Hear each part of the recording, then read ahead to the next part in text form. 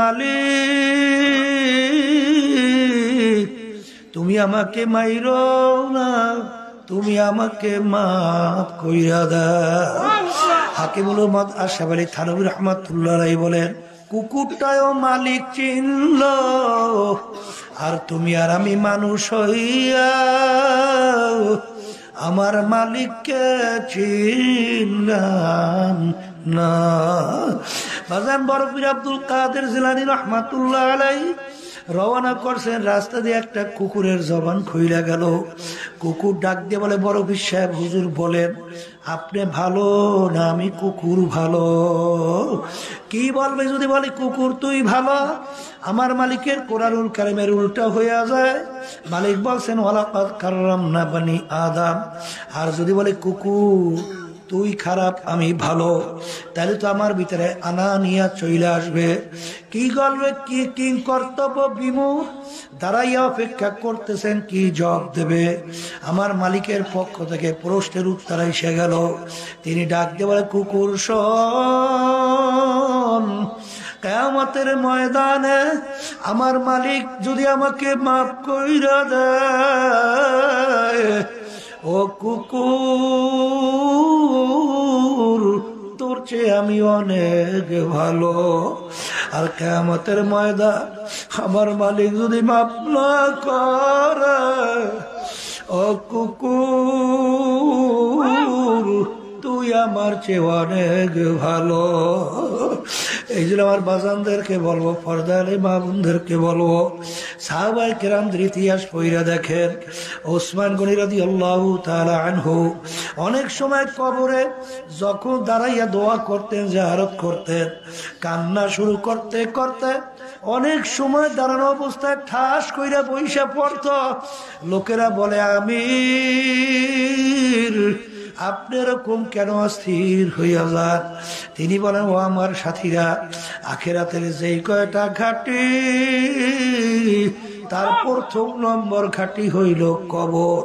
এই কবরে যার সঙ্গে ভালো ব্যবহার হবে, সামনের ঘাটিতেও ভালো ব্যবহারের আশা করা যায়। আমি কবর দেখলে সহ্য করতে পারি না, এই জন্য আমি অস্থির হইয়া যাই। এ কবরের যাত্রীরা, দিন যায়, রাত্র যায়, সপ্তাহ যায়, বছর যায়, যুগ যায়, দাড়ি কাঁচাগুলো পাইকা সাদা হইয়া গেল। গুনার পর গুনাহ কইরা যাইতেছি, কই একটু চিন্তাও নাই, চেষ্টাও নাই, চোখেও পানি নাই। বাজান ভালো কইরা মনকে বুঝাও, দুনিয়া কিন্তু ক্ষণস্থায়ী। কেমন ক্ষণস্থায়ী? বাজান কোরআনুল কারীমের ভিতরে আসছে, কিয়ামতের ময়দানে একজন আরেকজনকে জিজ্ঞাসা করবে, ভাই কামলা বিছনা, আমরা দুনিয়ার ভিতরে কতদিন ছিলাম? একজনে বলবে লাবিসনা ইয়াওমান আবা ইয়াউম, একদিন অথবা একদিনের কিছু অংশ ছিলাম। আর একজন বলবে না না না, আমার তো মনে হয় ঘরের এক দরজা থেকে ঢুকলাম, অন্য দরজা থেকে বের হয়ে আসলাম। ফাস আলিল আদি, যারা হিসাব রাখছে তাদের কাছে জিজ্ঞাসা করো, আমার তো মনে হয় ঘরের দরজা থেকে ঢুকছি, অন্য দরজা থেকে বের হয়ে আসলাম। হে দুনিয়াদার পাগল আমার বাবারা, হে বড় লোক আমার বাবারা, হে বড় বড় সম্পদের মালিক আমার বাবারা, হে বড় বড় শিক্ষিত আমার বাবারা, হে পর্দার আড়ালের মা বোনেরা, হে সম্মানিত আমার বাবারা, একটু মাঝে মাঝে একটু চক্ষু বন্ধ করো, মুরাকাবা করো, তারপর বাগান কবরের দিকে রওনা করো। শুকরিয়া আদায় করতেছি মহান রব্বুল আলামিনের দরবারে। রব্বুল আলামিন 3 দিন ব্যাপী মাহফিল, শেষ দিন আজকের শেষ বৈঠক। জীবনে কারো জন্য শেষ বৈঠকও হতে পারে। নিঃশ্বাসের বিশ্বাস নাই, সেকেন্ডের কোনো ভরসা নাই। আল্লাহ রাব্বুল আলামিন আপনাকে আমাকে দুনিয়ার সমস্ত কাজ থেকে বিরত রেখে এই দ্বীনি মজলিসে বেহেশতের বাগানের মধ্যে আসার বসার দিনই আলোচনা করার শোনার তৌফিক দান করলেন। শুকরিয়া তার সবাই বলি আলহামদুলিল্লাহ। মাহফিলের উদ্দেশ্য লক্ষ্য কি? আল্লাহ রাব্বুল আলামিন তার রাসূলকে বলতেছেন, হে আমার রাসূল, আপনি বলে দেন, কুল ইন্না সলাতি ওয়া নুসুকি ওয়া মাহইয়ায়া ওয়া মামাতি লিল্লাহি রাব্বিল আলামিন। এই মাহফিল বা আমাদের সমস্ত কার্যক্রম, বাইসা থাকা, মইরা যাওয়া, কামাই রোজগার সব কিছু হবে একমাত্র আল্লাহ রাব্বুল আলামিনকে রাজি খুশির উদ্দেশ্যে। কার রাজি খুশি? তা যাই হোক, আমার আব্বাজান রহমাতুল্লাহি আলাইহি চরমনায়ের জমিনে ঘুমায় আছে। আমার আব্বাজান বলতেন, চরমনায়ের এই মাহফিল বা এই তরিকা কেন করা হলো এটা আমাদের জানতে হবে। মূল উদ্দেশ্য হলো আল্লাহকে রাজি খুশির জন্যই। আর মাহফিল বুঝের জন্য যারা আবু জাহাল, উতবা সাহেব, আবু লাহাব মার্কা, এরা কিন্তু বুঝবে না। আল্লাহ রাসূল সাল্লাল্লাহু আলাইহি ওয়াসাল্লামকে আবু জাহাল, উতবা সাহেব, আবু লাহাবকে কিভাবে চিনতেন যে আল্লাহর পক্ষ থেকে রাসূল, কিভাবে চিনতেন? কোরআনুল কারীমের ভিতরে আল্লাহ রাব্বুল আলামিন বলছেন, ওদের সন্তানদেরকে ওদের চিনতে যেরকম কোনো অসুবিধা হয় না, আপনার ছেলেকে আপনার চিনতে কোনো অসুবিধা হয়? তাই ঠিক আপনি যে আমার পক্ষ থেকে রাসূল, এইভাবেই ওরা আপনাকে চেনে। কিন্তু তারপরেও তারা ঈমান আনছে? কথা বলে, ঈমান তো আনেই নাই, বরঞ্চ আল্লাহ রাসূল সাল্লাল্লাহু আলাইহি ওয়াসাল্লামকে কম জ্বালায় নাই। কথা ঠিক কিনা? তাহলে আল্লাহ হাবিব সাল্লাল্লাহু আলাইহি ওয়াসাল্লামের জামানায় আবু জাহাল মার্কা ছিল, মাঝখানে গেছে, বর্তমানে আছে, কিয়ামত পর্যন্ত থাকবে। এরা কিন্তু বুঝবে না। কথা ঠিক কিনা? শোনেন, বুঝ এমন জিনিস। ওমর ফারুক রাদিয়াল্লাহু তাআলা আনহু কাফেরদের ভিতরে মিঠেই হইতেছিল। আল্লাহ রাসূল সাল্লাল্লাহু আলাইহি ওয়াসাল্লাম তার মাথা মোবারককে কাইটে নিয়ে আসতে পারবে, নাউজুবিল্লাহ। তাকে 100 লাল উট পুরস্কার দেওয়া হবে, নাউজুবিল্লাহ। কেউ সাহস পায় না। ওমর ফারুক রাদিয়াল্লাহু তাআলা আনহু কাফেরদের অন্তর্ভুক্ত। তিনি খাপ থেকে তরবারি বের করে লাফায় দাঁড়ায় গেছে, আমি পারবো। কাফেররা দেখলো এমন ব্যক্তি দাঁড় হইছে, পারবেও। আসে নাকি একটা লোকের উপর একটা আস্থা। কাফেররা অপেক্ষা করতেছে আল্লাহ রাসূল সাল্লাল্লাহু আলাইহি ওয়াসাল্লামের মাথা মোবারক কাইটে নিয়ে আসবে, নাউজুবিল্লাহ। পথের মধ্যে অল্প সময়ের ব্যবধানে কি ঘটনা আমরা অনেকেই জানি। এমন বুঝ আল্লাহ রাব্বুল আলামিন তাকে দান করলেন, অল্প সময়ের ব্যবধানে তার বুঝ পরিবর্তন হইয়া এখন জীবনের পরিবর্তন ঘইটা ওই তরবারি নিয়েই আল্লাহ রাসূল সাল্লাল্লাহু আলাইহি ওয়াসাল্লাম সহ সাহাবায়ে কেরামদেরকে নিয়ে রাজপথে ইসলামের পক্ষে নারায়ে তাকবীর, আল্লাহু আকবার, এই স্লোগান দিয়ে নাইমে গেছে। এবং ওমর ফারুক রাদিয়াল্লাহু তাআলা বলছিলেন, কাফেরেরা স্ত্রী বিধবা করতে চাও কে? পারলে আমি ওমরের সামনে আস। আমি ওমর মুসলমান হয়ে গেছি। সন্তান যদি কেউ এতিম করতে চাও, পারলে আমি ওমরের সামনে আস, আমি ওমর মুসলমান হয়ে গেছি। এক কথায় যে একটু আগে ছিল কাফেরদের ভিতরে সবচেয়ে বড় খতরনাক, কেন আল্লাহ রসুলের মাথা কাটতে যাবে, এসে শয়তান আর থাকতে পারে? তাই অল্প সময়ের ব্যবধানে সে ইসলামের পক্ষের একজন লিডার হয়ে গেল, নেতা হয়ে গেল। আচ্ছা বলেন তো, একটু আগে আল্লাহর হাবিবের যখন মাথা মোবারক কাটার জন্য গেল, তখন তার চক্ষু ছিল 2টা না কয়টা?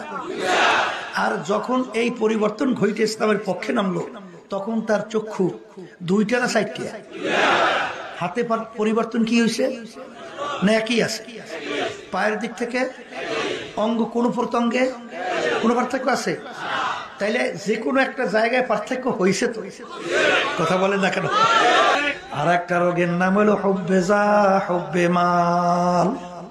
মালের মোহাব্বত, সম্মানের মোহাব্বত, পদের মোহাব্বত, বাজার ক্ষমতার মোহাব্বত, এই বিভিন্ন কায়দায় কায়দায় কায়দায় কায়দায় দুনিয়া কায়দা কায়দা কি?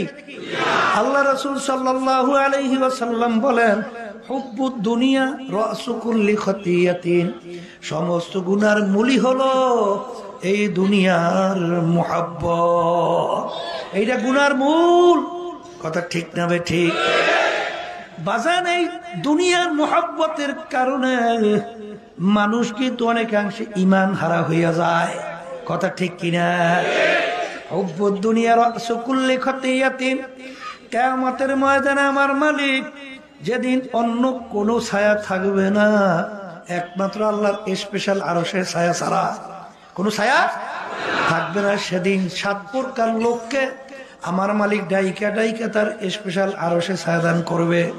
তার ভিতরে 1 প্রকার ওই আল্লাহর বান্দা বান্দি, হুব্বু ফিল্লাহ বুগযু ফিল্লাহ, যারা দুনিয়ায় থাকা অবস্থায় মুহাব্বত সম্পর্ক রাখবে আল্লাহকে রাজি খুশির জন্য, এবং সম্পর্ক ছাড়বেও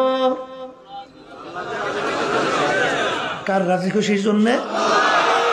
আল্লাহকে রাজি খুশির জন্য। এই শ্রেণী মানুষদেরকে আমার মালিক ডাইকা তারা আরো সে নিচে ছায়া দান করবে। এক শ্রেণী আমার বাবারা দল করে, সেই দলের কার্যক্রম, নেতাদের আচরণ, তাদের সিদ্ধান্ত অনেকাংশে ইসলাম, কোরআন এবং হাদিস বিরোধী। কথা বলে না? তারপরেও সেই দল ছাড়ে না। তাহলে এখন মুহাব্বতটা কি আল্লাহর জন্য না দলের জন্য? আবার মুখ খুলে বলেন। এক শ্রেণী আমার বাজানরা মানব রচিত কুফরি তন্ত্র মন্ত্র যারা বাস্তবায়ন করতে চায়, এর ভিতরে একটা হলো বর্তমানে বাংলাদেশ সহ তাম দুনিয়া অনেক দেশে চলছে প্রচলিত গণতন্ত্র, যার প্রবক্তা হলো প্রাক্তন প্রেসিডেন্ট এই আমেরিকার আব্রাহাম লিঙ্কন। তিনি বলছিলেন, government of the people, by the people, for the people. তিনি এক কথায় বুঝাতে চায় সমস্ত ক্ষমতার মালিক জনগণ। জোরে নাউজুবিল্লাহ বলেন। হে ইমানদার, হে মুসলমান, কেউ যদি এই স্বীকার করে এই কথা, সমস্ত ক্ষমতার মালিক জনগণ, এখন তুমি তোমার নিজের দিকে তাকাইয়া প্রশ্নের উত্তর দাও, তুমি একজন কামেন মোমেন ইমানদার। বোঝেন নাই মনে হয়? তাহলে আস্তে আস্তে কোন যাই এই কথা যদি কেউ মানে সমস্ত ক্ষমতার মালিক জনগণ, তার ইমানের অবস্থা কি? হ্যাঁ, নামাজ পড়ে তো, এদিন নামাজ পড়ে কি না, রোজাও তো লাগে, হজও তো করে, ডান্স তো অভাব নাই, ওদিকে তো কপালে দাগও পড়ছে। হ্যাঁ, আখলিস দীনাকা ইয়াকফিকা আমালুল কালিল। আল্লাহ রাসূল সাল্লাল্লাহু আলাইহি ওয়াসাল্লাম বলেন, তোমার সমস্ত ভালো কাজ কাজে লাগার জন্য সর্বপ্রথম শর্ত হইল নির্ভেজাল ঈমান থাকা লাগবে। কি ভেজাল? ওই আমি অনেক সময় উদাহরণ দিয়ে বলি, এই আছে না নদীর পাড়ে যাই অনেক সময় অন্ধকারে, আমাদের এলাকায় আছে, জাল নিয়ে নদীতে মাছ ধরে, দেখছে? ওই মাছ ধরিয়ে ধরিয়ে মাছ ওই খারুই কয় না, খারুইছে না, ওই যে ডোলা যার ভিতরে মাছ রাখে, ওই খারুই ডোলা যা বলছেন বলছেন, ওই খারুর ভিতরে রাখতে আছে, কিন্তু অন্ধকার তো, ওদিকে খারুই তলা ছিদ্র, তলা কি এখন এই পাগলা তো মাছ ধরছে ঘন্টার পর ঘন্টা, মনে করছে যে মাছ পাইছে আমি খারুই ভরছে, যাইয়া দেখে খারুইর ভিতরে একটা মাছও না। কারণ কি, তলি ঠিক না থাকার কারণে ওর মাছ যা রাখছে সব তলে পড়িয়ে গেছে। তোমার আমল কাজে লাগার জন্য সর্বপ্রথম শর্ত হলো ঈমান নির্ভেজাল হওয়া লাগবে। আমরা মুসলমান, আমাদের সব সময় এই ঈমান থাকা লাগবে, বাইদা আল্লাহ, ফরদা আল্লাহ, অব্দা আল্লাহ। সমস্ত ক্ষমতার মালিক সব কিছু একমাত্র কার থেকে? জোরে কার? আল্লাহ। ঈমান কি নির্ভেজাল করো, এরপর নামাজ পড়ো, তাহাজ্জুদ পড়ো, লাভ কি? এই একদলের বলতে আছে আমাদের নেত্রী তাহাজ্জুদ বাদ দেয় না, ওদিকে খুন করতেও ভুল করে না, টাকা পাচার করতেও চিন্তা করে না, তাহাজ্জুদ পূজা কিডা কইছে ফাজলামি করতে?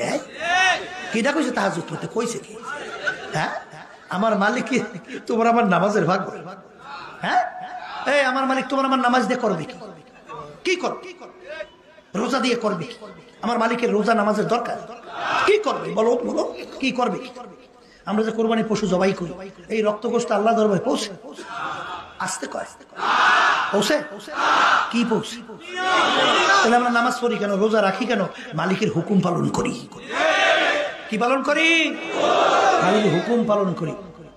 হুব্বুদ দুনিয়ার সুকুল্লি খাতিয়াতিন, সমস্ত গুনার মূলই হলো এই দুনিয়ার মোহ, দুনিয়ার সম্মান, দুনিয়ার সম্পদ।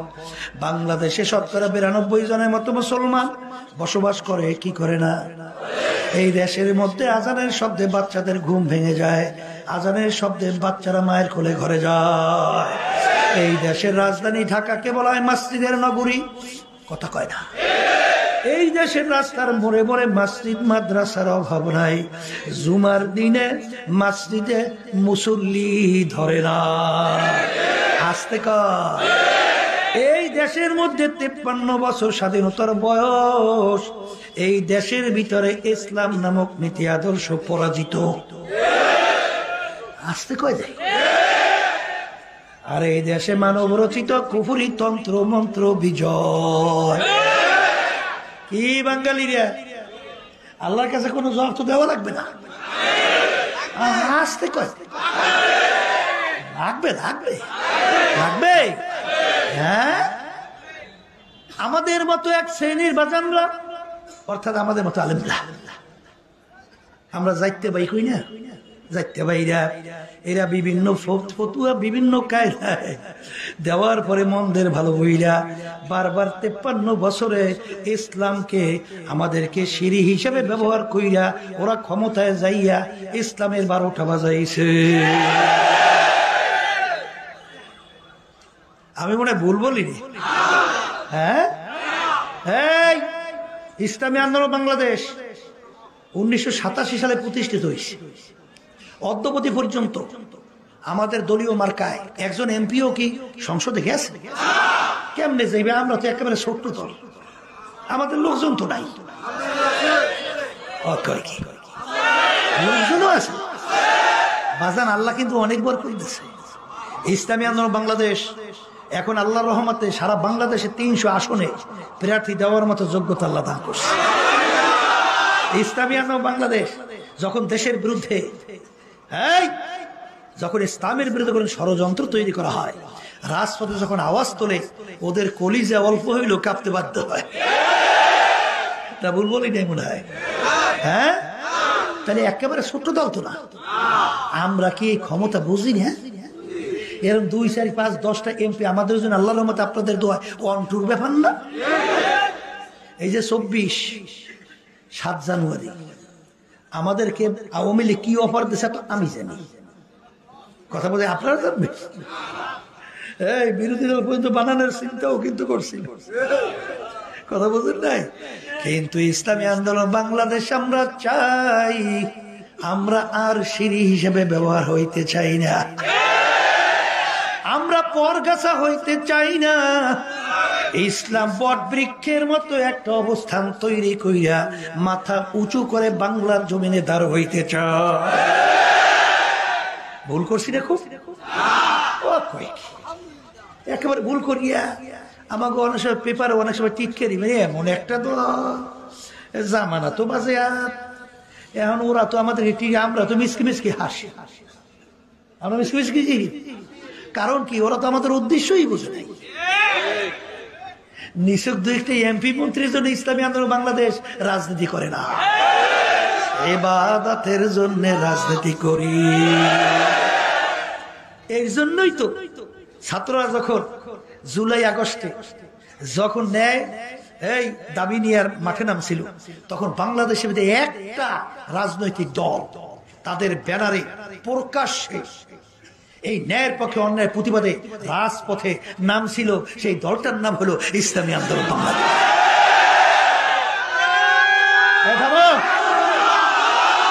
অন্য কোন দল তাদের ব্যানারে কিন্তু রাজপথে আসতে পারে না। ওই ঝুঁকিটা তো আমি বুঝানো সম্ভব না, আর বলাও দরকার নেই। দেখছেন তো কথা ঠিক না? ঠিক এই জন্য আমার বাজানদেরকে বলো, পর্দা আলে মা বোনদেরকে বলবো, এই বিভিন্ন কায়দায় কায়দায় আমরা ফতুয়া ঘুরাইয়া বুঝলেন ইসলামকে বারবার গাছটাকে কাটছে, বারবার কাটছে। মরা গোশত খাওয়া যায় কখন রুহুটা বের হয় বিকল্প নাই, কিন্তু পাশে যদি ভালো খাইতে থাকে আসতে কয় বাংলাদেশ যদি মন্দের ভালো থাকা লাগে, তাহলে এই ভালোটা আছে কোন জায়গায়? এই আমাদের পাশের রাষ্ট্র ভারতে, ইসলামের পক্ষে ভারতে খুব ভালো অবস্থান না, খাওয়া কয় কি? লন্ডন, আমেরিকা, অন্যান্য বিজেপি দেশ, ওরে কপাল ফোরারা। এই বাংলাদেশের ভিতরে সবচেয়ে ভালো পরিবেশ ইসলামের জন্য এই বাংলাদেশের জমিন। কথা ঠিক না বে ঠিক? দেখেন মুসলমান যখন নাকি জন্মগ্রহণ করে ওর কানের ভিতরে আজান দেয়, ডান কানে আজান বাম কানে কামা, দেশের কলিজার ভিতরে আল্লাহর নাম ঢুকাইয়া ও ঘুরে ঘুরে আল্লাহর নামই বলতে থাকে। খ্রিস্টান ইহুদি বিজাতিরা বহু চেষ্টা করছে মুসলমানদেরকে বেঈমান বানানোর জন্য, কিন্তু ঘুরে ঘুরে দেখে আবার জায়গায় মতো ওরা কইতেছে আল্লাহ, এমন সহ্যই করতে পারে না। কথা ঠিক না ঠিক? এই জন্য পলিসি করছে মুসলমান সন্তান যেন এই জন্মগ্রহণ কইরা মাথায় কানে আজান আর একামত না দিতে পারে। এই জন্য বিভিন্ন এই হসপিটাল বিভিন্ন কায়দা করছে না, বুঝলেন? এই এবার আবার সকালে ফজরের পরে শিক্ষা প্রতিষ্ঠান চালু করছে, দেখেন নাই? কারণ আগে মুরব্বীরা কি করতো, আর এই নোয়াখালী অঞ্চল ফেনী আলেমের তো ডিব্ব আল্লাহ রহমতে এইসব অঞ্চল, এই অঞ্চল থেকেই তো দিনের দাওয়াত সর্বত বাংলাদেশ ছড়াইছে। কথা ঠিক কিনা?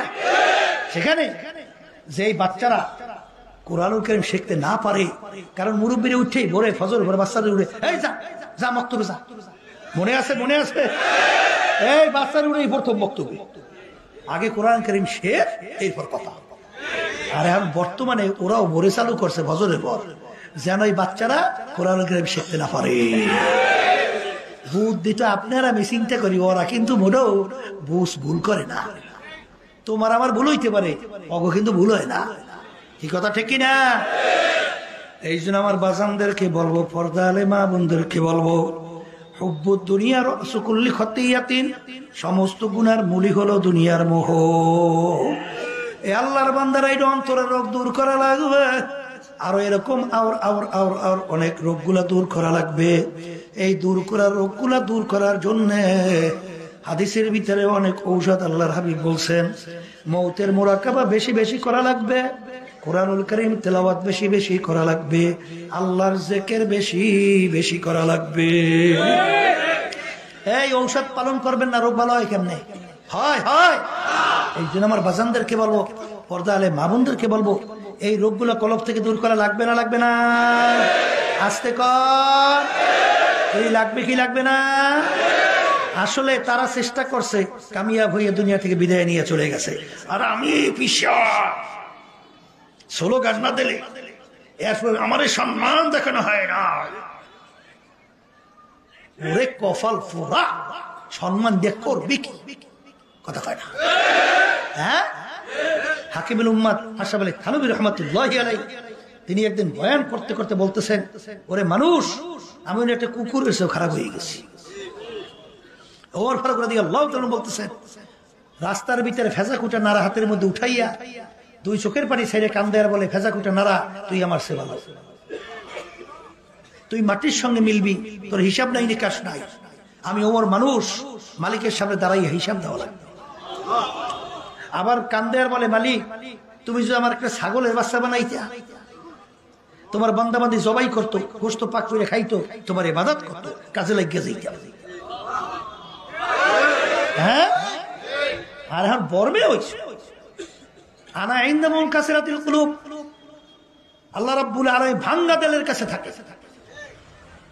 হাকিমুল উম্মাত আশরাফ আলী থানভী রাহমাতুল্লাহি আলাইহি বলেন যে আমি মনে হয় একটা কুকুরের চেয়েও খারাপ হয়ে গেছি। কলে হুজুর তা কিভাবে?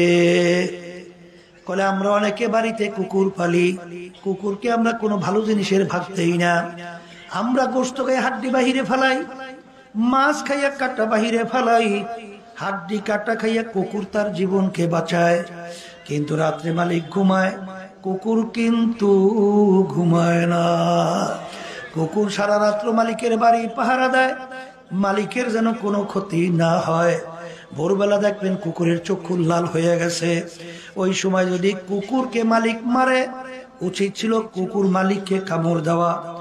ওরে ওরে নেমো খারাপ, আমি তোর কোনো ভালো জিনিসের ভাগ নেই নাই, তুই হাড্ডি কাটা বাহিরে ফালাইলি, আমি খাই আমার জীবনকে বাঁচাইলাম, তুই সারা রাত্র নাকটাই না ঘুমাও, আমি কুকুর কিন্তু ঘুমাই নাই, কারণ তোর যেন কোনো ক্ষতি না হয়।